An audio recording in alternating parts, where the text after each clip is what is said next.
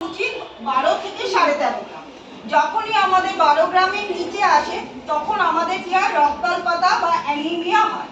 রক্তাল্পতা হলে আমার কি কি সমস্যা হয়, আমার মাথা ঘোরাচ্ছে, চোখে অন্ধকার দিচ্ছে, পড়তে ইচ্ছা করছে না, পড়া মনে থাকছে না, কথায় কথায় অসুস্থ হয়ে যাচ্ছি, সিঁড়ি দিয়ে উঠলে খুব হাঁপিয়ে উঠছি, হ্যাঁ, বা আমার কিছু হলেই আমার মনে হচ্ছে সবসময় শুয়ে থাকি। এই সমস্যাগুলি দূর হয়।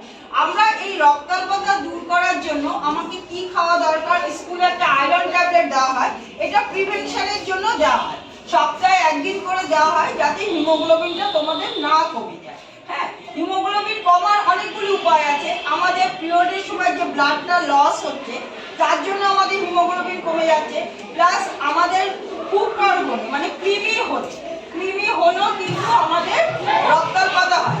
কৃমি কিভাবে হয়, কৃমি কিন্তু আমাদের মাটি থেকে হয়।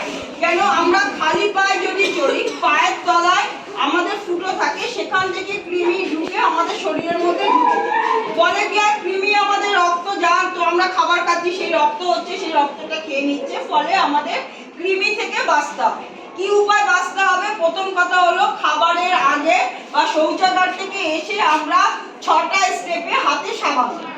তোমাদের তো জানোই তো, স্কুলে তো আগে শিখিয়েছে 6টা স্টেপে আমরা হাতে সাবান দেবো, আমরা যখনই যাই খাই না কেন। হ্যাঁ, আমরা 8 নম্বর। 2 নম্বর হচ্ছে আমরা খালি পায়ে হাঁটবো না।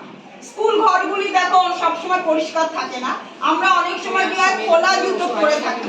হ্যাঁ, খোলা জুতো পরে থাকি, ফলে কি হয়, আমরা পাটা খুলছি, জুতোটা খুলছি, পরছি, তার সেখান থেকে কি হচ্ছে, আমাদের কিন্তু পায়ের তলায় নোংরা লেগে যাচ্ছে, ফলে কৃমি হচ্ছে। আমরা যেমন স্কুলে সবসময় ঢাকা জুতো, আমরা কেডস বা নিউ কাট আমরা পরে আসবো, বা বাড়িতেও তাই, উঠোনে যখন নামবো আমরা জুতো পরে নামবো।